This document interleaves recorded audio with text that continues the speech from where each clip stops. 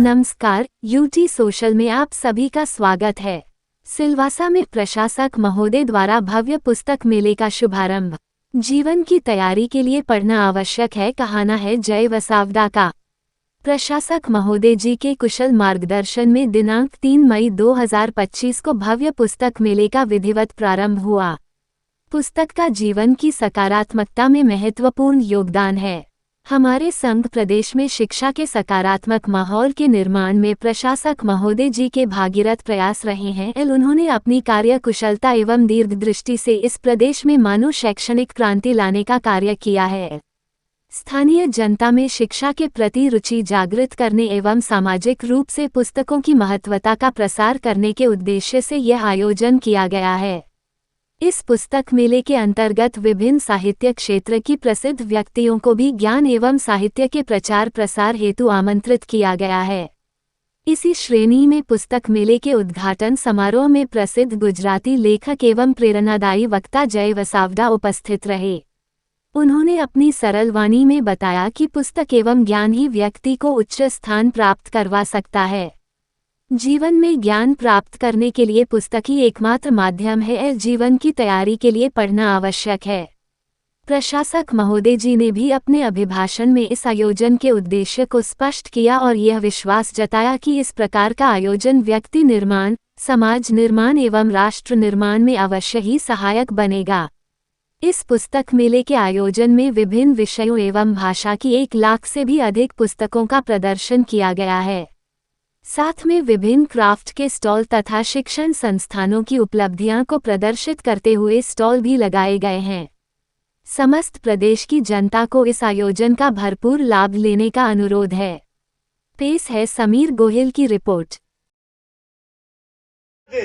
विश्वास से ये पण शपथ ग्रहण करे तो ये बाइबल ऊपर हाथ राखीने करे तो કેટલું બધું મહત્વ છે। એના કન્ટેન્ટનું કેટલું મહત્વ છે, પુસ્તકનું કેટલું મહત્વ છે। કન્ટેન્ટની વિશ્વસનીયતા અત્યારે તો મને ખબર નથી કે જ્યુડિશિયરીમાં શું સિસ્ટમ છે। I don't know exactly right now, પણ મૂવીમાં જોઈએ છે કે વાસ્તવિકતા હતી કે હું ગીતા ઉપર હાથ મૂકીને કહું છું કે હું જે કહીશ એ સત્ય કહીશ, સત્ય સિવાય બીજું કશું જ નહીં કહું। શા માટે? એવું કયું એલિમેન્ટ છે કે માણસને સાચું બોલવા માટેની પ્રેરણા આપે છે, જૂઠથી દૂર રાખે છે। આ મિત્રો પુસ્તક છે, ગ્રંથ છે। મને એવું લાગે છે કે જય વસાવડાજીને સાંભળ્યા પછી મારે કોઈ વાત કરવી જોઈએ જ નહીં। ઈમાનદારીથી સ્વીકાર કરું છું। એમને એક બિંદુ છોડ્યું નથી। ખૂબ સહજતાથી, સરળતાથી લોકભોગ્ય ભાષામાં, ગુજરાતીમાં જેને કહેવાય કે શીરાની માફક ગળે ઉતરી જાય, શીરો ખાવામાં ચાવવું ના પડે, એમને ઉતરી જાય, સહજ અને સરળતાથી ઉતરી જાય, એવી રીતે તમને જય વસાવડાજીએ માર્ગદર્શન કર્યું। એટલે હું કહું મને આ ગમ્યું। મને કે એ તને કેમ ગમ્યું? હવે આ હદ સુધી મને પૂછે।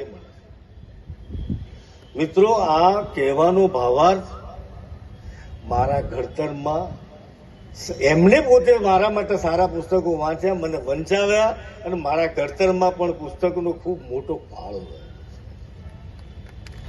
વારસામાં પણ ઉતર્યું।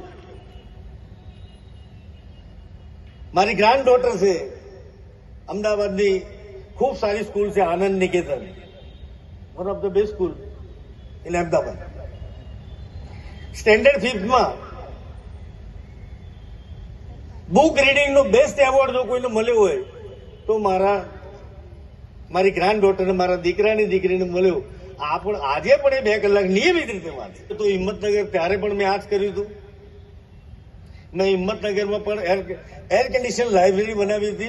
ગુજરાત સરકારના બજેટમાં એર કન્ડિશન લાઇબ્રેરી માટે 30,000 રૂપિયા જેટલી નાનકડી રકમ ફાળવી હોય એવું બજેટમાં બન્યું તો પહેલી ઘટના હતી।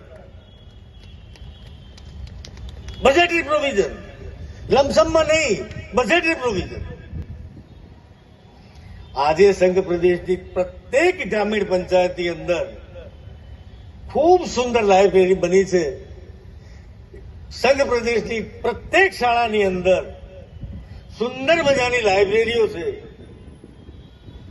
બાળકને, કુમળા બાળકના વિકાસમાં જે ઉપયોગી બને એવા પ્રકારનું સાહિત્ય ઉપલબ્ધ કરાવવાનો નિષ્ઠાપૂર્વકનો પ્રયાસ કર્યો. હું જય વસાવડાજીને પણ વિનંતી કરું છું કે લાઇબ્રેરી શું હોઈ શકે, તો મેડિકલ કોલેજની લાઇબ્રેરી, સિલવાસાની અને ડિગ્રી એન્જિનિયરિંગ કોલેજ દમણની લાઇબ્રેરી, એમાં દમણની સિલવાસાની મેડિકલ કોલેજની લાઇબ્રેરી કદાચ આ સમગ્ર વિસ્તારનું એક મોટું નજરાણું હશે. આવી લાઇબ્રેરી ગ્રાઉન્ડ +5 5th સ્ટોરી ખૂબ સુંદર લાઇબ્રેરી બનેલી છે. એક સાથે 750 લોકો બેસી શકે, વાંચી શકે. સેન્ટ્રલ એર કન્ડિશન લાઇબ્રેરી બનાવી છે.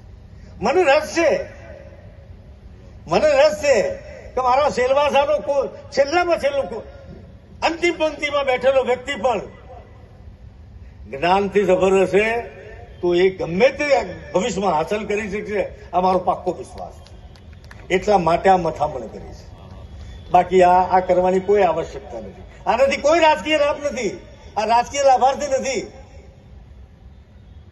આ રાજકીય લાભાર્થી કોઈ કાર્યક્રમ નથી.